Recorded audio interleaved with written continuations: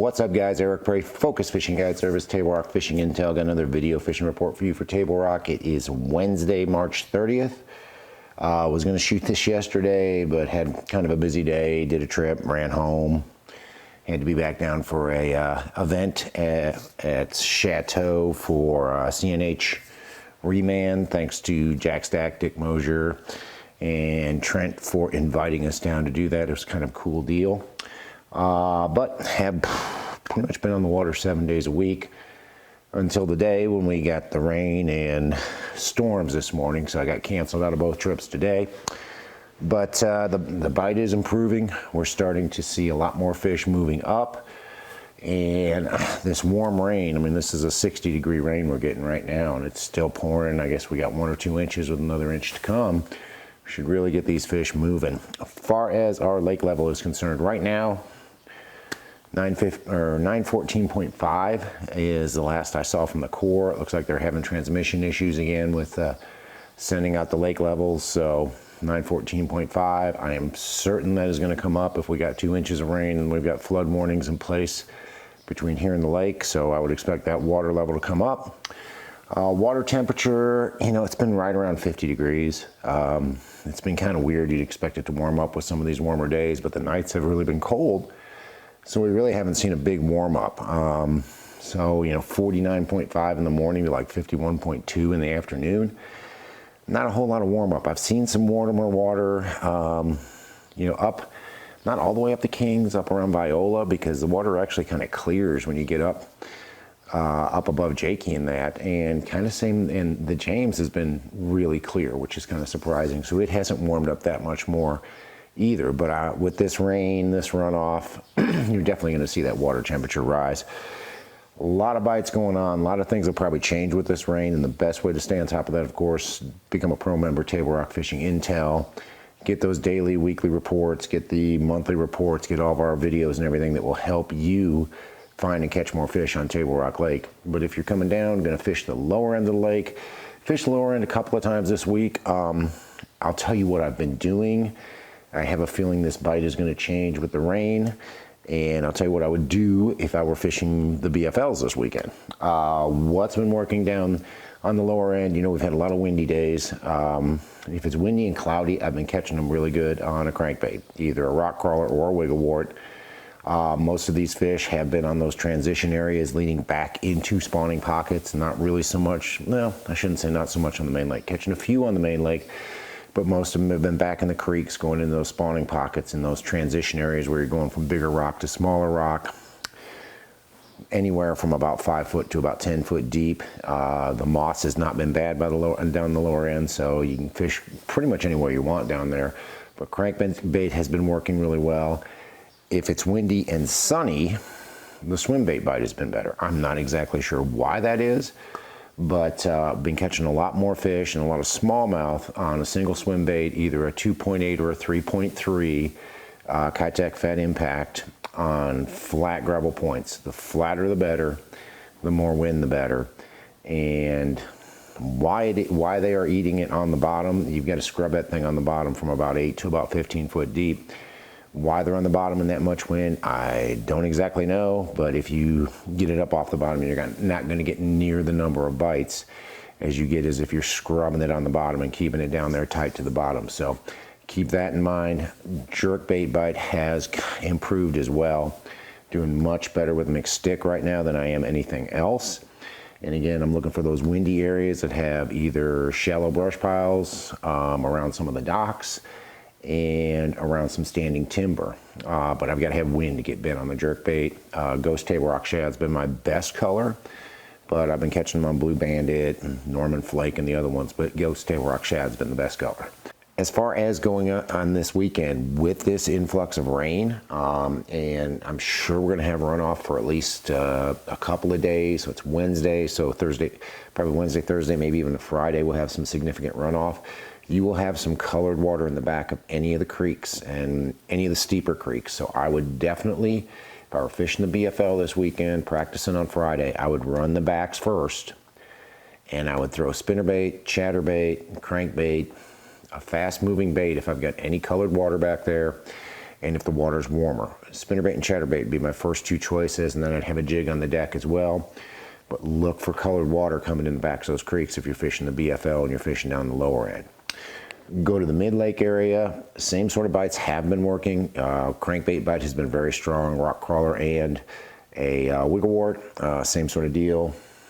Transition areas going into spawning pockets with a little bit of wood on it has really been key. Swim bait bite's been strong. If it's sunny and windy, again on flat gravel points, scrubbing it on the bottom, 8 to 15 foot deep seems to be the best depth. And then the jig bite's been pretty strong as well. I actually went out yesterday morning and it was windy as heck and sunny, and we caught quite a few pitch and jigs around boat docks. A lot of the boat docks that have got brush on them. Brush really seems to help that bite out quite a bit. But throwing the Jewel Pro Spider jig, 7/16 Okeechobee Blue, around some of the boat docks in the shade of the boat docks. So keep that in mind. And again, the jerkbait bite's been strong. Again, with a Spromic stick.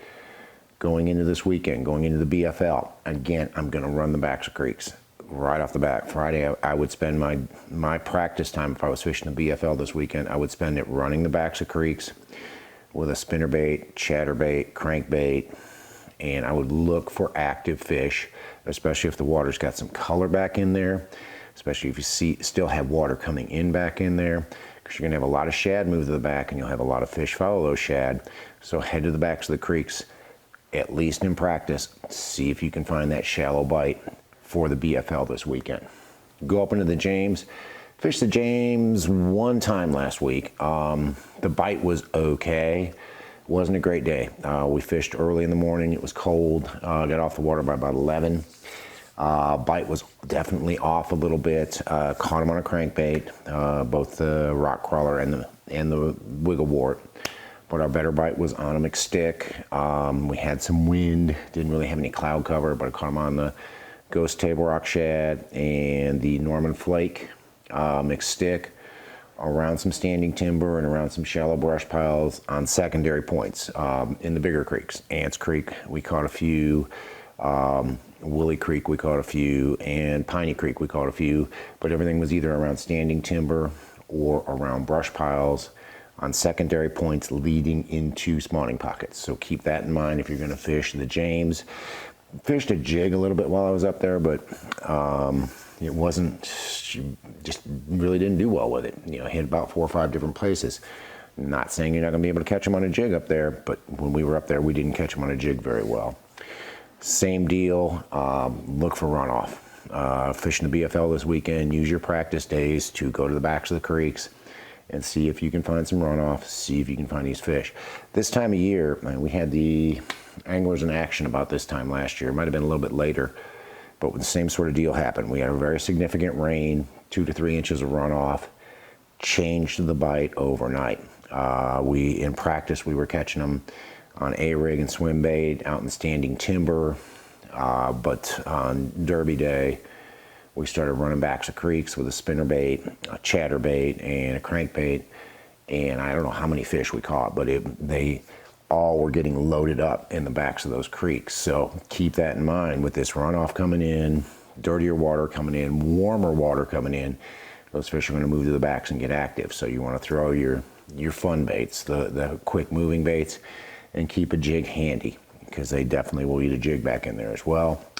Go up into the White River, fish the White River. Didn't go up very far though. We fished from Baxter to about Shell Knob.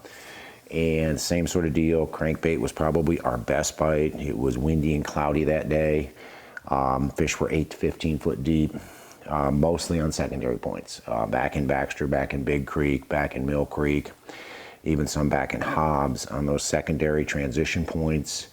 A lot of those fish, 5 to 10, 5 to 15, they had probably 5 to 10 foot deep.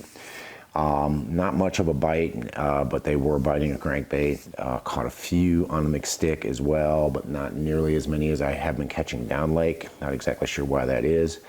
And then our better bite was on a jig up there. That was throwing the Jewel Pro Spider jig and a Pee-wee football jig up there on those same transition areas. It was windy and cloudy, but for one reason or another, we'd get a better bite on a jig. So keep that in mind. Again, if you're fishing the BFLs this weekend, backs of creeks. I mean, this is that time of year in the springtime when we get a rain like this that completely flip-flops everything around and gets these fish really active and gets these fish really moving.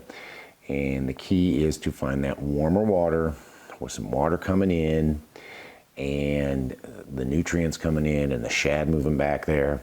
Get in the backs of those creeks during your practice days and see if you can't find that spinnerbait, chatterbait, crankbait bite.